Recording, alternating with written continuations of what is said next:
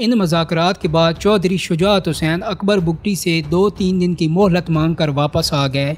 जब नवाब अकबर बुगटी से पूछा गया कि क्या आपको उनकी बातों पर एतमाद है जो चौधरी साहब आपसे करके गए हैं, तो उन्होंने मुख्तसरन जवाब दिया और कहा किसी हद तक। इस्लामाबाद में चौधरी शुजाअत हुसैन ने सदर जनरल मुशर्रफ को मज़ाकरात से आगाह किया और ये भी कहा कि अकबर बुगटी अपने घर के बाहर मौजूद चौकी से बहुत परेशान हैं।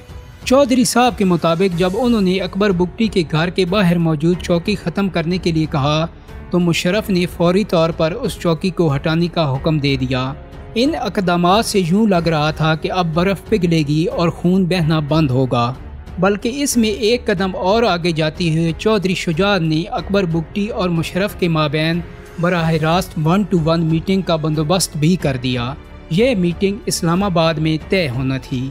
अकबर बुगटी भी मुलाकात के लिए तैयार थे, सो एक जहाज़ इस्लामाबाद से डेरा बुगटी भेजा गया जिस पर अकबर बुगटी को इस्लामाबाद लाया जाना था और बराह रास्त जनरल मुशर्रफ और अकबर बुगटी में फ़ाइनल बातचीत तय होना थी। जब अकबर बुगटी आने की तैयारी कर रहे थे तो उन्हें इस्लामाबाद प्रेसिडेंट ऑफिस से एक कॉल आई। इस कॉल में बताया गया कि उनको लाने वाला जहाज़ दरअसल ख़राब हो गया है, इसलिए ये मुलाकात मनसूख की जाती है। अकबर बुगटी कहते हैं कि इस कॉल के बाद वो अपनी आंखों से देख रहे थे कि उनको लाने वाला जहाज़ जो उनको लेने के लिए आया था वो आधे घंटे बाद फ़िज़ा में उड़ रहा था।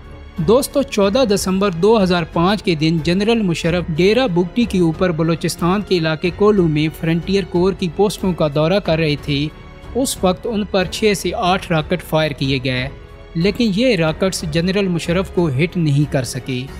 उसके एक रोज़ बाद फ्रंटियर कोर के सरबराह मेजर जनरल शजाअत ज़मीर डार और ब्रिगेडियर सलीम नवाज उसी जगह जायज़ा लेने पहुँचे जहाँ जनरल मुशर्रफ पर हमला हुआ था, तो उन पर भी हमला हो गया। हमले में ये दोनों अफराद ज़ख्मी हो गए। उन हमलों के तीसरे दिन जनरल मुशर्रफ ने अकबर बुगटी के खिलाफ ऑपरेशन शुरू कर दिया। इसी दौरान उन्होंने कोलू और डेरा बुगटी के इलाकों में मीडिया की रसाई भी बंद कर दी। अब वहाँ से जो मालूमात आ रही थी वो फिल्टर्ड मालूमात थी, यानी जनरल मुशर्रफ और उनके साथी जो मालूमात मीडिया को फराहम करते थे वही पाकिस्तानी अवाम तक पहुँचती थी। जनरल मुशर्रफ ऑपरेशन से इनकार कर रहे थे और कह रहे थे कि सिर्फ एक सरदार के खिलाफ एक्शन हो रहा है और 3 सरदारों के सिवा बाकी 75 बलूचिस्तान के सरदारों को रियासत से कोई मसला नहीं। सरकारी सेंसर्ड मालूमात के मुताबिक जनरल मुशर्रफ ऑपरेशन से इनकार करते रहे और कहते रहे कि सिर्फ 1000 फ़ौजी, पैरामिलिट्री और सिक्योरिटी अदारे वहाँ काम कर रहे हैं, लेकिन अमरीकी इंटेलिजेंस के मुताबिक आर्मी की 6 ब्रिगेड्स ऑपरेशन में हिस्सा ले रही थी। पैरामिलिट्री फोर्सेस समेत कुल मिलाकर कोई 25,000 फ़ौजी इस ऑपरेशन में शरीक थे। जनरल मुशर्रफ भले ऑपरेशन से इनकार कर रहे थे, लेकिन मकामी ज़राए के मुताबिक कोलू और अतराफ़ के इलाकों में कई दिन तक बमबारी की जाती रही। ह्यूमन राइट्स कमीशन रिपोर्ट के मुताबिक कोलू और डेरा बुगटी में इमारतें तबाह हो चुकी थी और 85% के लगभग लोग इलाका छोड़कर किसी और जगह मुंतकिल होने पर मजबूर हो गए थे। कोलू के इलाके का राब्ता दिसंबर 2005 के बाद से ही बाकी इलाकों से कट चुका था, जिसकी वजह से मकामी अफराद को खुराक, खाने पीने और अद्वियात तक की शदीद किल्लत का सामना था। दूसरी तरफ बलोच मुसल्लह कौम परस्त गैस पाइपलाइनों, रेलवे की पटरियों, बिजली के ग्रिड स्टेशंस को ख़ास तौर पर निशाना बना रहे थे। 2005 के आखिर तक बलूचिस्तान के बलोच अक्सरियती इलाकों में 187 बम धमाके, 275 रॉकेट हमले, गैस पाइपलाइंस पर 8 हमले, बिजली फराहम करने वाली लाइंस पर 38 हमले और रेलवे लाइंस पर 19 हमले हो चुके थे। ये ऑपरेशन जारी था कि अगस्त 2006 आ गया। जनरल मुशर्रफ एक मीटिंग कर रहे थे जिसमें DGMI major general Nadeem Ejaz भी मौजूद थे। मीटिंग के दौरान ही वो नवाब अकबर बुगटी के खिलाफ बहुत सख्त ज़बान इस्तेमाल कर रहे थे। उन्होंने इसी मीटिंग में जनरल मुशर्रफ को बताया कि अकबर बुगटी पहाड़ों में रुपोश हो चुके हैं, लेकिन वो उनको तलाश करके निकाल लेंगे। चौधरी शुजाअत हुसैन ने महसूस किया कि शायद नदीम एजाज अकबर बुगटी के बारे में कोई ख़तरनाक फ़ैसला ले चुके हैं। उन्होंने मीटिंग के बाद मुशाहिद हुसैन सैयद को साथ लिया और जनरल नदीम एजाज के घर चले गए।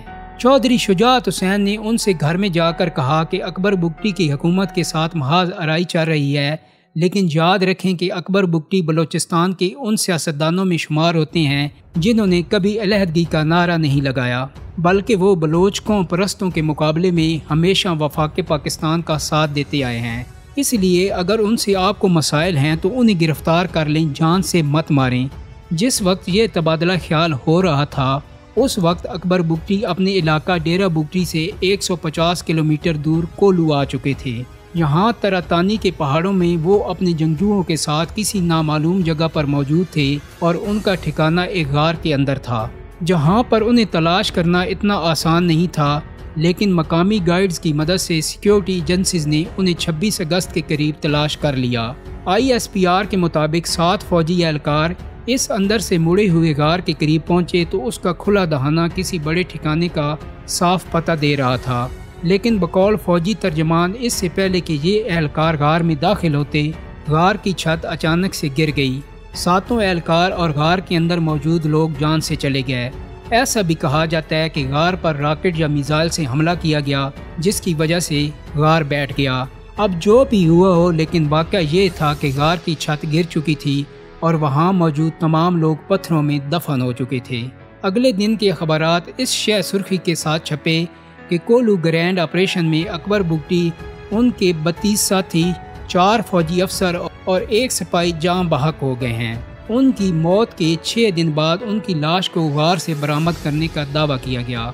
उनकी मैयत बुगटी ख़ानदान के किसी फ़र्द के हवाले नहीं की गई, बल्कि एक ताबूत में रख कर उस पर 2 ताले लगा दिए गए और 1 सितंबर को सिर्फ एक दिन पहले तरक्की पाने वाले DCO डेरा बुगटी अब्दुल लासी की निगरानी में मुख्तसर सी नमाज जनाजा के बाद अकबर बुगटी के जस्ते खाकी को डेरा बुगटी ही में दफन कर दिया गया। दोस्तों, इस उम्मीद के साथ वीडियो को ख़त्म करता हूँ कि मेरी वीडियो आपको अच्छी लगी होगी।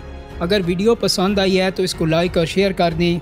मेरे चैनल को सब्सक्राइब करने के साथ साथ बेल आइकन को भी क्लिक कर दें ताकि आपको मेरी आने वाली मज़ीद वीडियोज़ के नोटिफिकेशन मिलते रहें। बहुत जल्दी एक नई वीडियो के साथ मुलाकात होगी। अपना बहुत सारा ख्याल रखिएगा। अल्लाह हाफिज़।